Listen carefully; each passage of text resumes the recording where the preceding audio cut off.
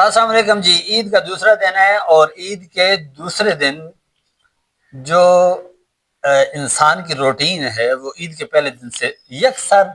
بدل جاتی ہے۔ آج میں نے دیکھا ہے بہت سارے لوگوں کو کہ جی ان کے جاگنے کا ٹائم چینج ہے اور ان کے کھانے پینے کی روٹین بھی چینج ہے، اور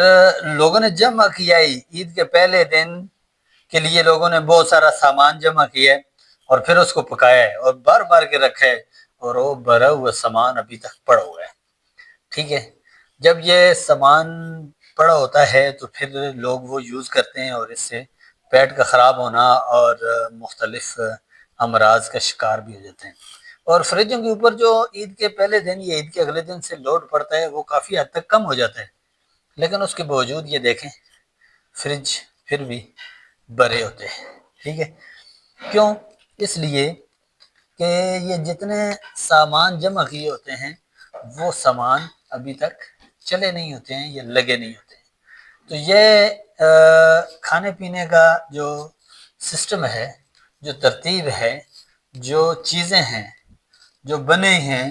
چونکہ وہ ختم نہیں ہوتی اور وہ اسی طرح آدھی آدھی یا کسی حد تک وہ چیزیں پڑی ہوتی ہیں۔ اب کرنا کیا ہے کہ جی صحت برقرار رکھنے کے لیے یہ ضروری ہوتا ہے کہ جی آپ میانہ روی سکھائیں، میانہ روی کے مطابق سوئیں، میانہ روی کے مطابق سارا کام کریں۔ لیکن عید کے دوسرے دن ساری ترتیب لوگوں کی خراب ہو جاتی ہے۔ سب سے پہلے جاگنے اور سونے کا جو روٹین ہے رمضان کی وہ گئی۔ پہلے 3 بجے جاگتے تھے اور اب کوئی 9 بجے جاگ رہا ہے، کوئی 8 بجے جاگ رہا ہے، کوئی 5 بجے جاگ رہا ہے، کوئی 5:30 جاگ رہا ہے، کوئی 6 جاگ رہا ہے۔ پہلے تو یہ جو ایک نظام اللہ نے دیا تھا وہ گڑبڑ ہو گیا، اور اس کے بعد جو کھانے پینے کا سسٹم ہے جس کو کافی حد تک کنٹرول میں اور کافی حد تک بہتر طریقے سے استعمال ہوا تھا رمضان میں، وہ چینج ہو گیا، اور عید کے پہلے دن ترش غذائیں اور بہت سارے مسالہ دار قسم کی بریانیاں اور مختلف چیزیں کھائی گئی، اور ان کی وجہ سے جو ذوف شدہ پیٹ تھا وہ پہلے ہی گنجائش اس کی ختم تھی، اور پھر وہ بار بار کے لوگوں نے فریج میں رکھا ہوا ہے، اور جو فریج میں رکھا ہوا ہے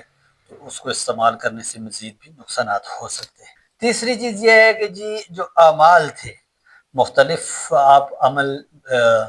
نماز ہے یا اور اعمال ہیں، چیزیں ہیں، ان میں کافی سستی کمی اور مسجدوں کا جو ماحول ہے وہ تھوڑا سا کافی سارا ویران سا ہو جاتا ہے۔ تو ان ساری چیزوں کو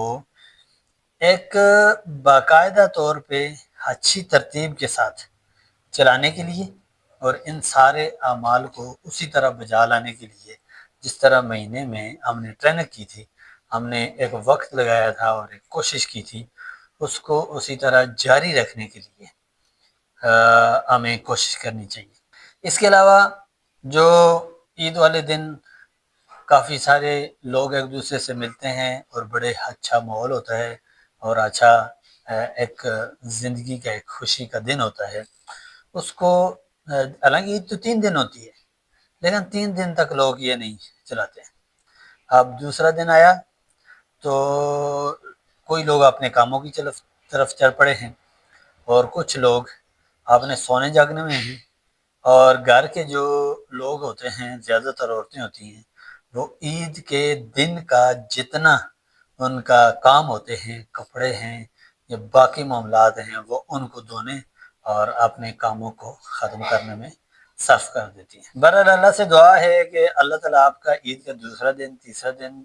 اور ساری زندگی کے دن خوشیوں بھرے رکھے، اور بہترین آپ کو زندگی جینے کا اور بہترین زندگی کو انجوائے کرنے کا اچھا موقع میسر آتا ہے۔